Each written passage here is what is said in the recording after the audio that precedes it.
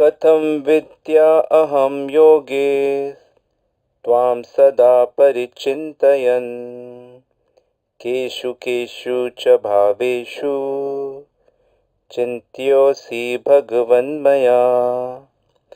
भगवद गीता अध्याय 10 श्लोक संख्या 17। इस श्लोक में अर्जुन भगवान श्री कृष्ण से कह रहे हैं, हे कृष्ण, हे परम योगी, मैं किस तरह आपका निरंतर चिंतन करूं और आपको कैसे जानूं। हे भगवान, आपका स्मरण किन किन रूपों में किया जाए। जैसा कि भगवान ने पहला बताया, अनन्यस चेतता सततम यो मा स्मरति नित्यशा तस्याहम सुलभम पार्था, कि हे अर्जुन, जो अनन्य भाव से कंटिन्यूअस मेरा चिंतन करता है, प्रयास करता है, तो उसके लिए मैं सुलभ हूँ। और भगवान ने यह भी बताया था कि अनन्यस चिंतयन्तो माम ये जना पर्युपासते तेषाम नित्य भुक्तानाम योगक्षेमम वहामि अहम। 9वें अध्याय में कि जो मेरा अनन्य भाव से चिंतन करता है तो उसकी सारी देखभाल, उसकी सारी आवश्यकताओं को पूरा करना, उसका ध्यान रखना, इसकी जिम्मेदारी पर्सनली मेरी है। तो अब अर्जुन के मन में यह भाव आया कि जब भगवान इतनी आसानी से सुलभ हैं उनका चिंतन करने से, तो मैं कैसे उनका चिंतन करूं। और अपना चिंतन करने की सारी जिम्मेदारी, उसका सारा ध्यान तो भगवान रखते ही हैं, तो कैसे मैं उनको याद रखूं आसानी से। तो एक बात यहाँ जानने की है कि भगवान ने पहले गीता में बताया था कि वे सदा अपनी योग माया से ढके हुए रहते हैं। दो प्रकार के जीव होते हैं। एक वो जीव होते हैं जो माया के अंडर में रहते हैं, और एक वो जीव होते हैं जो माया से मुक्त रहते हैं। शर अक्षरम एवच द्वाविमो पुरुषो लोके।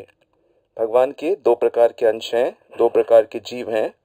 एक जो शर हैं जो माया के नियंत्रण में रहते हैं, और एक अक्षर हैं जो माया से मुक्त रहते हैं। और भगवान भी माया से परे रहते हैं क्योंकि वे भगवान हैं। तो भगवान योग माया के कंट्रोल में रहते हैं और जीवात्मा महामाया के कंट्रोल में रहते हैं। तो जो लोग महामाया के कंट्रोल में रहते हैं, उससे कवर्ड रहते हैं, उन्हें भगवान याद नहीं रहते। उन्हें ये याद नहीं रहता कि वे आत्मा हैं, पर उनका स्वभाव जो है आनंद को ढूंढना, वे उस आनंद को ढूंढते रहते हैं। तो जो सामने दिखा, बस उसी से आनंद प्राप्त करने की चेष्टा करते हैं। जिस वातावरण में पैदा हुए, उसी वातावरण से आनंद प्राप्त करने की चेष्टा करते हैं। एक बार ऐसा ही हुआ कि एक लोमड़ी किसी नीले रंग के सरोवर में गिर गई। वहाँ पे धोबियों ने कपड़ा रंग करने के लिए रंग मिलाया हुआ था एक छोटे से गड्ढे में, और उसमें एक लोमड़ी गिर जाती है। और गिरने के कारण जब वो बाहर निकलती है तो वो नीले रंग की हो जाती है पूरी। और जब नीले रंग की लोमड़ी जंगल में आती है तो सब लोग सोचते हैं ये कोई बहुत ही बड़ा जीव है, बहुत बड़ा जानवर है, बहुत विशेष है। तो वो वहाँ का राजा बन जाता है, और जो शेर वगैरह हैं वो सब उसके अंडर में चले जाते हैं, अब उसकी बात मानते हैं। ऐसे कई दिन बड़े मज़े से गुजरते हैं। लेकिन एक दिन जब रात को सारे लोमड़ी ज़ोर ज़ोर से चिल्लाते हैं, तो ये लोमड़ी भी जो नीले रंग की है, जो राजा है, वह भी अपने आप को रोक नहीं पाती है और ज़ोर ज़ोर से लोमड़ियों की तरह चिल्लाने लगती है। और यह देखकर सभी शेर को, उन सबको पता चल जाता है कि ये कोई विशेष जानवर नहीं, ये तो साधारण लोमड़ी है। तो कहने का मतलब ये है कि ये जैसा माहौल मिला, ऐसे माहौल में मनुष्य उस चीज़ को समझा लेता है और वैसा बनना चाहता है, लेकिन उसका जो स्वभाव है वह नहीं बदलता। तो ठीक उसी प्रकार, ये तो नेगेटिव सेंस में स्टोरी थी, ठीक उसी प्रकार हमारा जो स्वभाव है, हमारा स्वभाव है प्रेम करना, हमारा स्वभाव है भगवान की सेवा करना। लेकिन हम लोग जब हम महामाया के नियंत्रण में रहते हैं तो हम अपने को कुछ और समझने लगते हैं, जैसे कि वो लोमड़ी भी अपने को कुछ और ही समझने लगी नीला रंग प्राप्त करके। तो उसी प्रकार हम लोग भी ये शरीर धारण करके अपने को मरणशील समझने लगे। हम समझने लगे कि हम भी बूढ़े होंगे, हम भी मरेंगे, हमें बहुत कष्ट है, समस्याएं हैं। ठीक बात है, ये सब है, लेकिन ये सब शरीर को है, ये सब आपको नहीं है। हम तो भगवान के बच्चे हैं, हम तो आत्मा हैं, हम तो शुद्ध हैं, पवित्र हैं, अविनाशी हैं। हम ना जल सकते हैं, ना कट सकते हैं, ना सूख सकते हैं। कोई हमें मार नहीं सकता। जो ये सोचता है हम आत्मा को मार देंगे वह ज्ञानी है। जो ये सोचता है कि हम मर जाएंगे वो और भी बड़ा ज्ञानी है। तो आत्मा में इतने विशेष गुण हैं। तो कृष्ण ने दूसरे अध्याय में ये सब बताया। बस हम अपने उस स्वभाव को, उस ज्ञान को, उस स्थिति को हम पहचान नहीं पा रहे। और हम उसको कैसे जानेंगे? उसको जानने के कई मार्ग हैं। योग के कई मार्ग हैं। ध्यान योग का मार्ग है, कर्म योग का मार्ग है, ज्ञान योग का मार्ग है। लेकिन जो सबसे अच्छा, सबसे सुलभ, आसान और ख़ास तौर से कलयुग में करने वाला जो मार्ग है वह भक्ति योग का मार्ग है। तो भक्ति योग का मार्ग पालन करने से हम अपनी उस दिव्य स्थिति में वापस चले जाएंगे। हमारा भगवान के साथ हमारा जो लॉस्ट कनेक्शन है वह कनेक्शन स्टैब्लिश हो जाएगा। दोबारा से भगवान के साथ हमारा संबंध स्थापित हो जाएगा। तो माया के अंडर में रहने के कारण हम ईश्वर को नहीं जान पाते, जो माया के परे हैं, अक्षर हैं। तो माया में रहते हुए हमें इसी मायिक मन से, जो हमारा मन है वह भी माया से निर्मित है, जो बुद्धि है वह भी माया से निर्मित है, और शरीर तो खैर है ही। तो इसमें जब तक हम हैं तब तक हमें कृष्ण का चिंतन करना है, कृष्ण को जानना है, समझना है।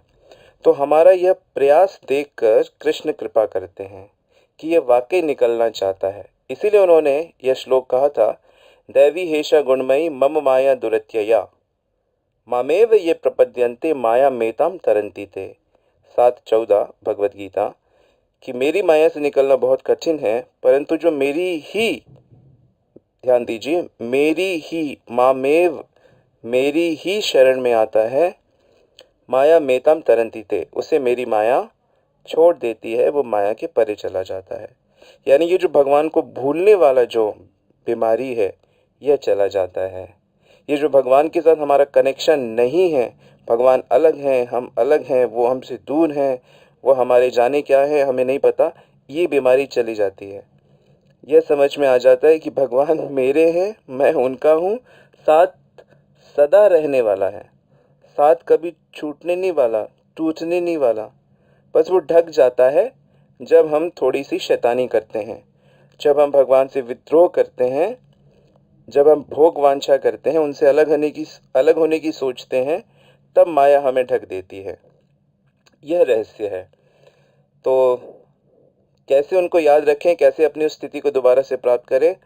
तो उसके लिए बताया गया है कि अनन्यश्चिन्तयन्तो माम, भगवान का चिंतन किया जाए। मच्चित्ता मद्गत प्राणा बोध्यन्ते परस्परम, भगवान के विषय में बात की जाए। तो वही अर्जुन पूछ रहा है, केशु केशु च भावेशु, कैसे कैसे मैं आपका चिंतन करूं, किन किन भावों में, कहाँ कहाँ इस जगत में जहाँ सब चीज़ें ही आपको भुला देती हैं, तो वहाँ पे मैं कैसे आपको याद करूं? तो भगवान उसके विषय में अब अर्जुन को बताएंगे कि अर्जुन, यहाँ यहाँ पे देखो, किस किस वस्तु में, किस स्थान में आपका चिंतन करूं? तो भगवान कहते हैं, तो जिसका भी चिंतन करेगा वहाँ वहाँ ही तुम मुझको समझ सकता है। क्योंकि हमारे दिल में, हमारे मन में तो संसार बैठा हुआ है। जो चीज़ हम देख रहे हैं बाहर, वही चीज़ तो हमारे मन के भीतर भी है। हम भीतर सोचते हैं उसी के बारे में है। लेकिन इसमें एक रहस्य है। वह क्या है कि सब वस्तु में भगवान है, और जितनी भी विशेषता है, महत्ता है, सुंदरता आदि है, जहाँ जहाँ पे भी तुम्हारा मन जाता है वहाँ वहाँ पे मेरा चिंतन करो। वहाँ उस विशेषता को तुम मेरी विशेषता समझो। क्योंकि संसार की जो विशेषता है, तुम अगर संसार की विशेषता महत्ता मानोगे तो संसार का चिंतन होगा। लेकिन उस विशेषता को यदि तुम मेरा मानोगे कि ये कृष्ण की विशेषता है, ये भगवान की विशेषता है, तो फिर तुम्हारा वह चिंतन मेरा चिंतन हो जाएगा। इसलिए जो कुछ हो रहा है उसे भगवान की कृपा मानना चाहिए। तो वो चिंतन स्पिरिचुअल थिंकिंग हो जाती है, स्पिरिचुअल चिंतन हो जाता है। और यदि इतना दिमाग नहीं चल रहा, यदि इतना समझ नहीं आ रहा या गीता नहीं सुनी, अभी आगे के कुछ दिन हम अच्छे से सुनेंगे कि कैसे कैसे भगवान को हर जगह याद रखा जा सकता है। आंखों को जैसे एक नया चश्मा मिलेगा, जिसको दिखाई नहीं देता, मान लीजिए उसका ऑपरेशन हो गया, ठीक वैसा ही हमारे साथ होगा। अब ये अध्याय सुनकर हर चीज़ हम कृष्णमय देख सकते हैं और एक आनंद की अलग स्फूर्ति हम महसूस करेंगे। एनीवे, पर भगवान का हम कैसे चिंतन कर सकते हैं, तो उसके लिए ये बताया गया है कि इस युग में आसानी से भगवान का चिंतन भगवान के नाम से हो सकता है। भगवान का नाम इतना शक्तिशाली है, इतना अच्छा है और इतना इजी है कि कोई भी कहीं भी इसका प्रैक्टिस कर सकता है। यहाँ तक मतलब बताया गया है पांडव गीता में कि आर्तो विष्णः शिथिलश्च भीता घोरेषु च व्याधेषु वर्तमाना संकीर्तने नारायण शब्द मात्रम विमुक्त दुखा सुखिनो भवन्ति। यानी अगर कोई बहुत दुखी है, उदास है, भयभीत है, परेशान है या बहुत भयंकर विपत्ति में पड़ा हुआ प्राणी है, केवल नारायण शब्द का कीर्तन करने से, केवल कृष्ण नाम का कीर्तन करने से उसके सारे दुख छूट जाते हैं। विमुक्त दुखा सुखिनो भवन्ति, और वह सुखी हो जाता है। यानी कि केवल भगवान का कीर्तन करने मात्र से वह सुखी हो जाता है। इसलिए भागवत में भी बताया गया है, तस्मात् संकीर्तनम विष्णु जगतम मंगलम अहसाम मातामपि कौरव्यम विद्धि मेकांतिम निष्कृतम। छठे स्कंद के तीसरे अध्याय का 31वां श्लोक है कि कहते हैं सुखदेव जी की, हे परीक्षित, इसलिए भगवान विष्णु का कीर्तन करो। संसार का मंगल करने का सबसे बड़ा साधन है ये। और बड़े से बड़े जो पाप हैं, बड़ी से बड़ी जो वासनाएं हैं, उनके बीज को भी भगवान का नाम नष्ट कर देता है। अब ये समझो कि ये दुनिया का सबसे बड़ा प्रायश्चित है। हमसे कई बार बहुत गलतियां हो जाती है और हम उसका दिल में दुख मनाते हैं, तो केवल उससे प्रायश्चित नहीं होता, भगवान का नाम लेने से असल प्रायश्चित होता है। क्योंकि पाप करने की जो वासना है, जो संस्कार हैं, वह सब बीज जल के भस्म हो जाते हैं, सदा के लिए नष्ट हो जाते हैं, ऐसा भागवत ग्रंथ कहती है। तो इसलिए मनुष्य को भगवान का नाम जप करना चाहिए, मनुष्य को भगवान के नाम का कीर्तन करना चाहिए।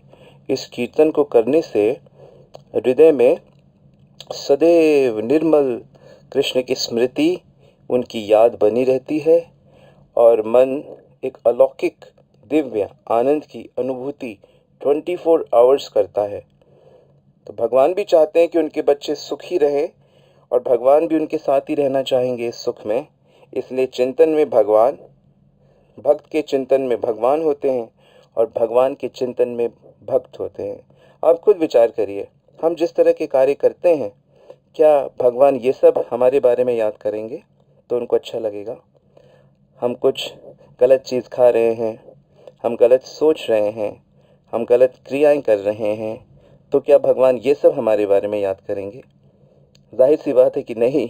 हालांकि भगवान को पता है ये सब, और इसलिए वे थोड़े इस चीज़ से दुखी हैं।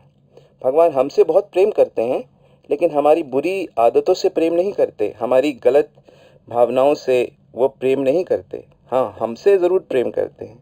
इसलिए जैसे ही हम अपनी इन बुरी चीज़ों को छोड़ देते हैं तो भगवान प्राप्त हो जाते हैं। तो कुल मिलाकर भगवान भक्त को बहुत प्रेम करते हैं और भक्त बनने का रास्ता सभी के लिए खुला है। पशु पक्षी तक के उदाहरण देखे जाते हैं कि वे भगवान की भक्ति प्राप्त करते हैं। हालांकि वो सब एक्सेप्शनल केस हैं, परंतु भक्त बनने का सबसे अच्छा आसान तरीका मानव देह में होता है, और उस मानव देह में भी भारत भूमि में पैदा होने वाले, क्योंकि भारत के बाहर जो लोग पैदा हुए हैं वे अधिकांश पूरी तरह से भोग वासनाओं में लिप्त हैं। भारत के जो लोग हैं वो थोड़े संस्कारी हैं, इसलिए अपने संस्कार की, अपने कल्चर की देखभाल करना बहुत आवश्यक है, क्योंकि भारत का जो कल्चर है वो इंडियन वैदिक कल्चर है, यह स्पिरिचुअल कल्चर है, यह आध्यात्मिक संस्कृति है।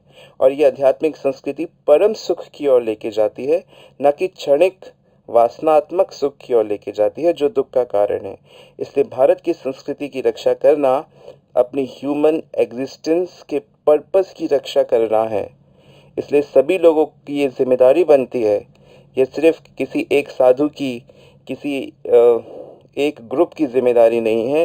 ये हर घर की माँ की, बहन की, हर पिता की, भाई की, हर पुरुष की, सभी की ये जिम्मेदारी है, हर नेता की, राजनेता की, कि वह अपनी संस्कृति को संभाल के रखें, ताकि हमारी आध्यात्मिक संस्कृति में हम लोग सच्चे सुख, सच्चा आनंद, सच्चे भावों को हम जिएं और अपने जीवन को सफल बनाएं, और प्रसन्नतापूर्वक हम अपने घर स्पिरिचुअल वर्ल्ड वापस जाएं। हरे कृष्णा।